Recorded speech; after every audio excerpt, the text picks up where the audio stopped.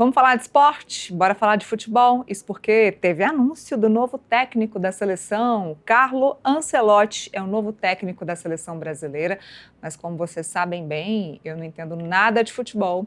E quem está comigo aqui hoje no estúdio é Gabriel Aurélio, que é o repórter aqui do Portal Metrópolis e que é responsável por falar de esporte aqui com a gente hoje. Oi, Gabriel, muito boa tarde. Neila, boa tarde a todos que estão nos assistindo. Enfim, habemos técnico. A CBF anunciou na manhã dessa segunda-feira a chegada do italiano Carlo Ancelotti, que estava no Real Madrid. Ainda está no Real Madrid terminando um trabalho, mas vai chegar aqui para assumir a amarelinha a partir do dia 26 de maio. Já tenho muita expectativa em volta disso. Conta pra gente, a produção está aqui conversando comigo, estão me dizendo que tem mais uma pessoa para conversar com você sobre esse assunto. O Carter já está na linha para falar com você? Um grande convidado, mais uma vez ele, o Carter. Temos o Carter, produção? Me contem. Maravilha, eu passo a conversa então pro Gabriel, pro Carter e o Gabriel baterem essa bola aí literalmente sobre o novo técnico da seleção. E eu não quero o Carter em cima do muro, tá? Eu já quero começar sabendo se ele está satisfeito com a chegada de Carlo Ancelotti, que para muitos era o favorito, mas eu não sei pro Carter.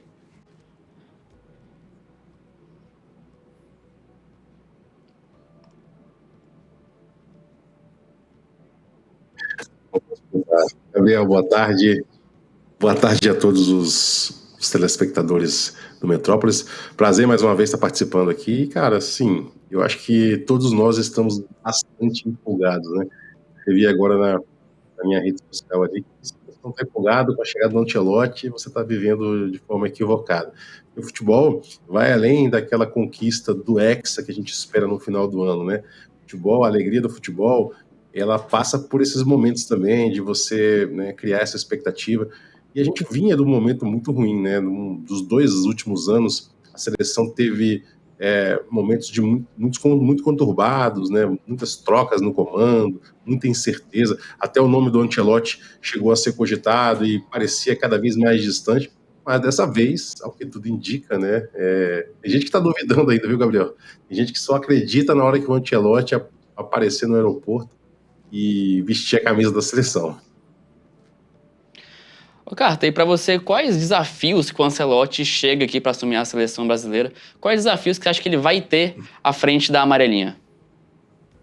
Olha, eu acho que o Ancelotti, do ponto de vista técnico, né, do ponto de vista do treinador na beira do campo, quem acompanha o futebol europeu nos últimos anos aí sabe que ele não vai ter problema nenhum, né? O Ancelotti é um treinador que passou por diversos clubes grandes da Europa. Ele tem aquela distinção que é o único treinador na história que conquistou as ligas das principais competições na Europa. Foi campeão na Inglaterra, na Espanha, na França, na Alemanha e na Itália, né?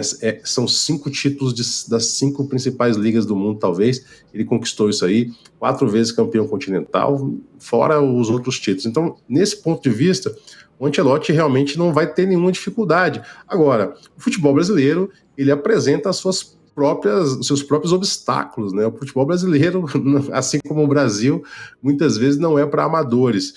E a gente até imagina um cenário aí do Ancelotti, né? No Maracanã, imagina, assistindo ali um Flamengo e Vasco, mascando chiclete, para observar jogadores, para observar se ele vai poder contar com o Coutinho, ou ele vai no Allianz Parque. Então, essa dinâmica do futebol brasileiro talvez seja um desafio, mas ele vai ter que superar isso de uma forma muito rápida, já tem convocação aí muito próxima. Eu acho que talvez o que a gente tem que ficar observando é que o Ancelotti, né, pode sentir a diferença entre treinar um clube, que você tem jogadores no dia a dia ali, você consegue implementar suas ideias de uma forma mais rápida, e treinar uma seleção que se reúne ocasionalmente nas datas FIFA, que o tempo de treinamento é menor. Então, esse aí vai ser o principal desafio do Ancelotti. Como você mesmo disse, Carter, o Ancelotti ele é muito renomado, não tem como duvidar da capacidade dele. Só que agora ele vem para território brasileiro, onde também a cultura em cima de treinador ela é muito complicada em cima dos torcedores. Você ganha um jogo, você é o melhor do mundo, você perde 2, você é o pior do mundo. Você acha que ele pode ter algum problema nessa questão? Se não ganhar os 2 primeiros jogos, se fizer datas FIFA não tão boas até a Copa do Mundo, você acha que vai ter uma pressão na torcida ou já tem uma parcela de paciência por ter trago um Carlo Ancelotti? Eu acho que assim, é um sentimento que eu tenho baseado em nada, né? Mas assim como a gente ficou super empolgado com o primeiro jogo do Diniz, que goleou a Bolívia, olha só, e era a Bolívia, né? Depois o Dorival Júnior, nos 2 primeiros jogos, venceu a Inglaterra em Wembley, empatou um jogo, né, que foi um jogo muito bom contra a Espanha no Santiago Bernabéu, um início muito promissor ali do Dorival, mas depois, na sequência do trabalho, a pressão veio. E talvez o Dorival tenha sofrido mais do que vai sofrer o Ancelotti exatamente pela grife, né? O futebol brasileiro tem dessas coisas. E eu acho que também, no ponto de vista da pressão, ele está mais que acostumado a lidar com essas coisas, né? Porque ele também estava treinando o Real Madrid.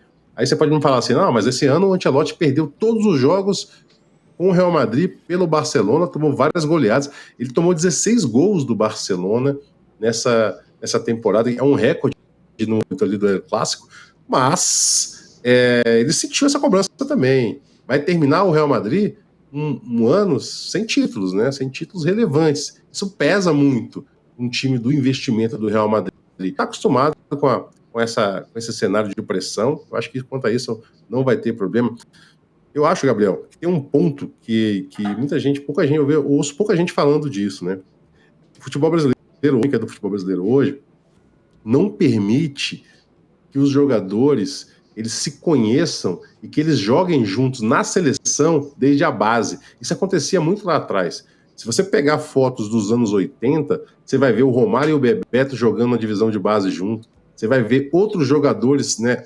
O Roberto Carlos, o Rivaldo jogando o Mundial Sub-20 lá em Portugal. Você vai ver que os jogadores eles tinham essa possibilidade de jogar juntos pela seleção desde as categorias de base. Acontece que hoje em dia, muitos jogadores eles aparecem já lá fora, né? O Rafinha não tem uma grande carreira aqui no Brasil. O Vinícius Júnior, que até jogou, até apareceu jogando na base da seleção, não teve uma carreira, né? Depois que ele fez 18 anos, já foi embora. O Endrick, a mesma coisa. Então, esses jogadores, eles não têm essa base de ter jogado juntos lá atrás. Então, para formar um time, para formar um grupo, existe essa dificuldade hoje por essa dinâmica, mas o Ancelotti vai ter que arrumar uma solução para isso também.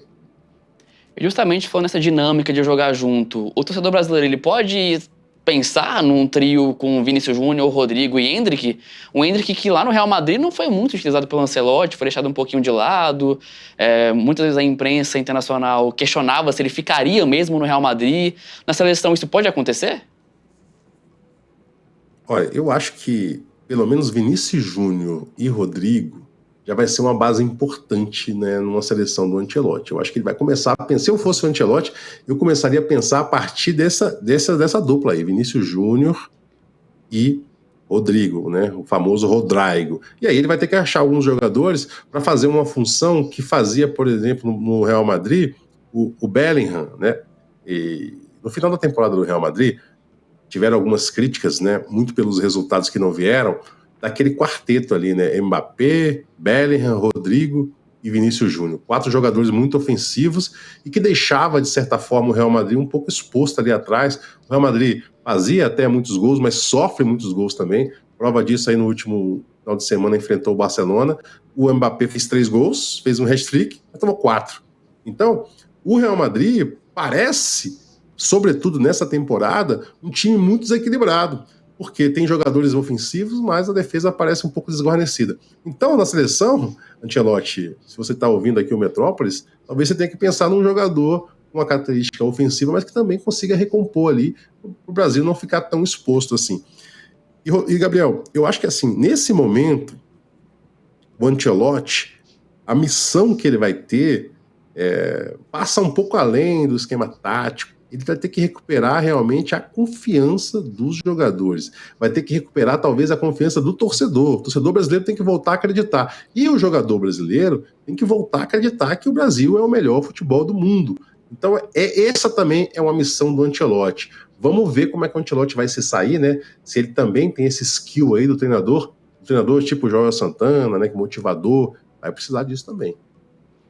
Nesse processo de um resgate de sentimento do torcedor, a paixão do torcedor pela seleção e do jogador pela seleção também.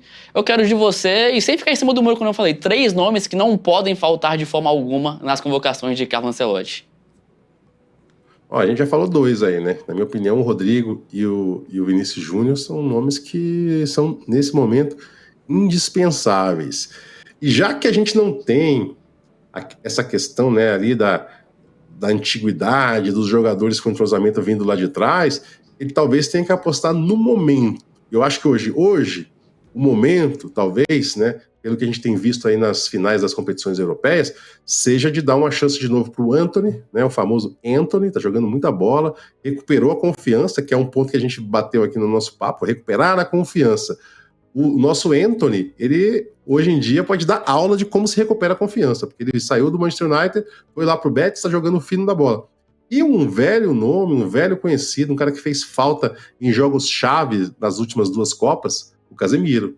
Também voltou a jogar um futebol que empolga no United e é um cara experiente, é um cara que pode botar a bola debaixo do braço e pode mexer com o grupo do ponto de vista anímico, né? Do ponto de vista. Isso, sabe, Gabriel, tá faltando a vibração, tá faltando assim, ó, já que aquela coisa de vestir a camisa da seleção brasileira. Nosso principal rival, e hoje em dia é o principal rival do mundo todo, que é a seleção da Argentina, que é uma seleção muito bem treinada, né?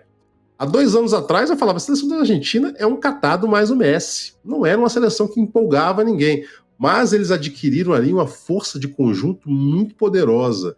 Eles adquiriram uma força de autoconfiança muito poderosa. Então, hoje em dia, é muito difícil bater a Argentina pela qualidade do jogador argentino, pela entrega do jogador argentino e pela forma como essa seleção se complementa. Quando eles estão unidos ali, eles têm um propósito que parece insuperável, inquebrantável. Você tem que bater o futebol argentino e essa vontade que eles têm. A seleção brasileira não tem demonstrado, né, essa vontade, essa união, esse anseio por trilhar um caminho conjunto ali, que vai muito além, mais uma vez, só da tática do futebol, só do treinador, só das peças. Mas, Gabriel, sem me alongar demais, eu acho que tem uma boa notícia para o torcedor brasileiro, é que assim, eu vi o Brasil ganhar 2 Copas, 94, né, 2002, e nessas 2 Copas, nessa altura do campeonato, a gente parecia meio perdido como parece agora. Né? Em 94, a gente perde para a Bolívia, aquele jogo lá em La Paz, era a primeira derrota da seleção brasileira jogando uma partida de eliminatórias, gol do El Diablo Echeverri, a falha do Tafarel, e parecia que o futebol brasileiro tinha acabado. No entanto, na partida seguinte, teve aquela união, os jogadores entraram de mão dada, meteu 6-0 na Bolívia, jogando lá no Arruda, e dali para frente, a seleção de mãos dadas, né? Olha aí, a união mais uma vez, seguiu esse caminho aí e levou a gente até o Tetra. E em 2002 não era diferente, cara. O Vanderlei Luxemburgo, ele foi o treinador metade do ciclo. E aí, dali para frente, não deu mais pro Vanderlei, a coisa desandou, perdemos a Olimpíada, a coisa ia mal, mesmo com uma partida que a gente fez muito boa no Morumbi, salvo engano, contra a Bolívia, a Colômbia, que o Romário faz 3 gols e o Romário acaba nem indo pra Copa, né? Só que dali para frente entrou o Filipão, a família Scolari, e mais uma vez esse aspecto da união aí. Então, eu vou apostar as minhas fichas e vou torcer para que isso aconteça, para que o Ancelotti consiga ser esse elo aí que vai unir esse grupo e vai possibilitar a gente chegar na Copa e sonhar realmente com um título, coisa que não estava acontecendo até então. Eu acho que o clima de todos nós é realmente de esperança e de ilusão. Muita gente já tá botando nas redes sociais que o Hexa já é realidade. Eu tenho certeza que esse é o clima. Carter, muito obrigado mais uma vez por comparecer aqui com a gente. Muito bom sempre um bate-papo com você e vamos torcer. Vamos torcer. Eu agradeço aí pela oportunidade mais uma vez, dizer que eu tô tá sempre disponível aqui para atender o Metrópolis e vamos Brasil, né? A gente já tem que realmente encampar aí essa campanha. É Ancelotti, venha quem vier, vamos para cima.